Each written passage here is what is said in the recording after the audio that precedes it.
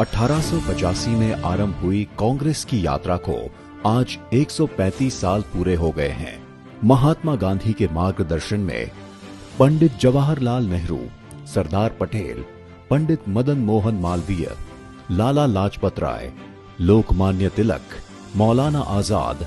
सुभाष चंद्र बोस, सी राजगोपालाचारी, राजेंद्र प्रसाद, खान अब्दुल गफार खान जैसे सरीखे कांग्रेस नेताओं ने न केवल भारतीय स्वाधीनता आंदोलन को सत्याग्रह, असहयोग, सविनय अवज्ञा और दांडी नमक यात्रा जैसे अहिंसक और देशव्यापी आंदोलनों से देश की आजादी का लक्ष्य हासिल किया, बल्कि अंग्रेजों से आजादी मिलने पर विकास की पंक्ति में अंतिम व्यक्ति को ध्यान में रखते हुए इस देश का संविधान तैयार करने और देश के एकीकरण में पंडित नेहरू, बाबा साहब आम्बेडकर और सरदार पटेल जैसे राष्ट्रीय नेताओं के योगदान को भी कभी भी भुलाया नहीं जा सकता। At the stroke of the midnight hour, when the world sleeps, India will awake to life and freedom. आधी रात को आधुनिक भारत के निर्माण की ली गई शपथ के अनुरूप पंडित नेहरू ने सिंचाई बांधों, बिजली संयंत्रों, इस्पात कारखानों, रक्षा संस्थानों, अनुसंधान केंद्रों और अस्पतालों की स्थापना को इन्हें आधुनिक भारत के मंदिर का दर्जा देकर इनका देश की आत्मनिर्भरता के लिए महत्व स्पष्ट किया। इसी आत्मनिर्भरता की सच्चे राष्ट्रवाद की भावना ने प्रधानमंत्री के रूप में श्रीमती इंदिरा गांधी को हरित क्रांति के लिए प्रेरित किया,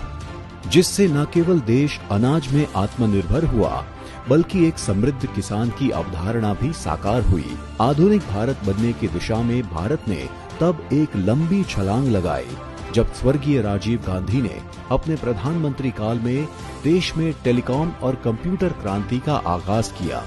आज का डिजिटल इंडिया और हर हाथ में फोन स्वर्गीय राजीव जी की दूरदृष्टि के बगैर असंभव था। जब देश की विकास की गति को पंख लगाने का सही समय आया तो यह 1991 के वित्त मंत्री डॉक्टर मनमोहन सिंह ही थे, जिन्होंने आर्थिक सुधारों के जरिए भारत की आर्थिक क्रांति की नींव रखी और देश ने 2008 की वैश्विक मंदी का सफल मुकाबला किया। अपने 10 बरस के शासनकाल में कांग्रेस के नेतृत्व में बनी यूपीए सरकारों ने देश के गरीब और वंचितों, नौजवानों, किसानों और समाज के पिछड़े वर्ग के लिए शिक्षा का अधिकार, सूचना का अधिकार, मनरेगा और खाद्य सुरक्षा कानून जैसे संविधान की मूल भावना से प्रेरित कानून बनाकर देश की जनभावना का सच्चा आदर किया।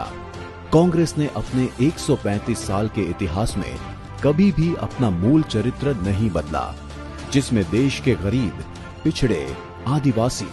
किसान और नौजवानों का हित सर्वोपरि है।